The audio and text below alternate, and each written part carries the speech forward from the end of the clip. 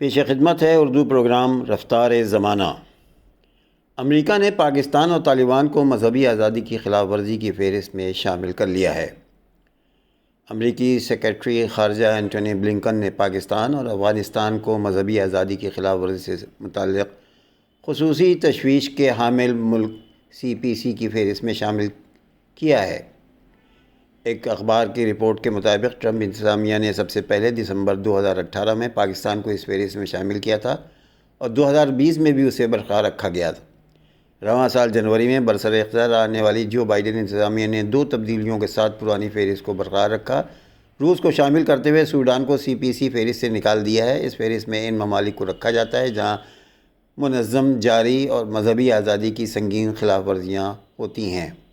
امریکی سیکریٹری نے کہا کہ میں برما، چین، ایرٹریا، ایران، DPR، پاکستان، روس، سعودی عرب، تاجکستان، ترکمانستان کو مذہبی آزادی کی سنگین خلاف ورزیوں سے متعلق CPC کی فہرست میں شامل کر رہا ہوں۔ انہوں نے مزید کہا کہ میں الجزائر کو، موروس، کیوبا اور نکاراگوا کو ان حکومتوں کے لیے خصوصی واچ لسٹ میں شامل کر لیا گیا ہے جو مذہبی آزادی کی سنگین خلاف ورزی میں ملوث ہیں۔ سرکاری میڈیا کی اطلاعات کے مطابق ان کی پارٹی بھاری اکثریت سے فتح کے بعد یہ الزامات میڈیا رپورٹ کے مطابق ملک بھر میں احتجاج اور مخالفین کے خلاف فوج کے جان لیوا کریک ڈاؤن کے ہنگامے برپا ہیں۔ یہ خبر میانمار سے آ رہی ہے۔ ملک میں بغاوت کے بعد زیر حراست 76 سالہ آنگ سان سوچی پر غیر قانونی واکی ٹاکیز برآمد ہوئے ہیں۔ بدعنوانی اور کرپشن کے الزامات لگائے گئے ہیں اور اگر یہ الزامات ثابت ہو گئے تو انہیں کئی سال تک جیل کا سامنا کرنا پڑے گا۔ میانمار کے سرکاری اخبار گلوبل نیوز لائٹ کے مطابق آنگ سان سوچی اب الیکشن میں دھاندلی اور غیر قانونی عمل کی بھی ملزمہ ہیں۔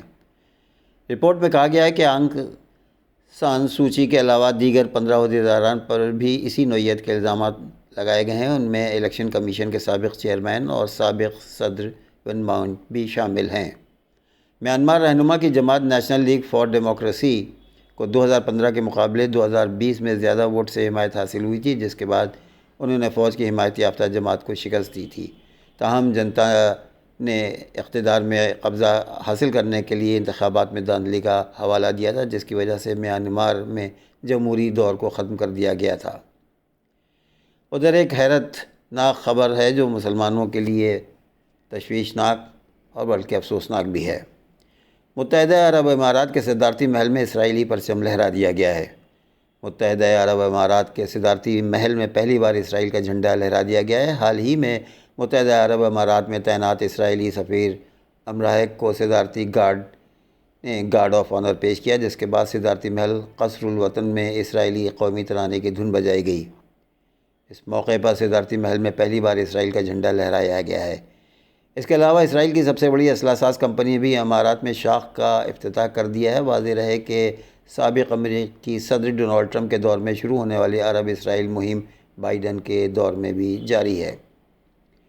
ادھر اسرائیل میں ایک عجیب و غریب نوعیت کی انگوٹھی دریافت ہوئی ہے۔ اسرائیلی ماہرین آثار قدیمہ نے شراب کی ایک قدیم فیکٹری کے کھنڈرات میں ایک انگوٹھی دریافت کی ہے، جس کے بارے میں ان کا خیال ہے کہ یہ ممکنہ طور پر شراب نوشی کے شدید اثرات کو زائل کرنے کے لیے استعمال کی جاتی تھی۔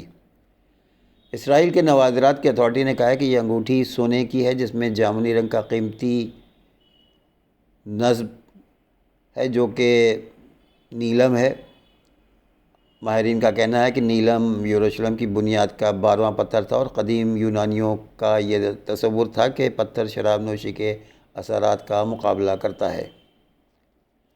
گوگل آسٹریلیا میں ابھی تک کی سب سے بڑی سرمایہ کاری کر رہا ہے۔ غیر ملکی نشریاتی ادارے کے مطابق گوگل کی جانب سے یہ فیصلہ حکومت کے ساتھ تصادم کے بعد سامنے آیا ہے، جس نے گوگل کو اس سال کے شروع میں ملک میں سرچ بند کرنے کی دھمکی دی تھی۔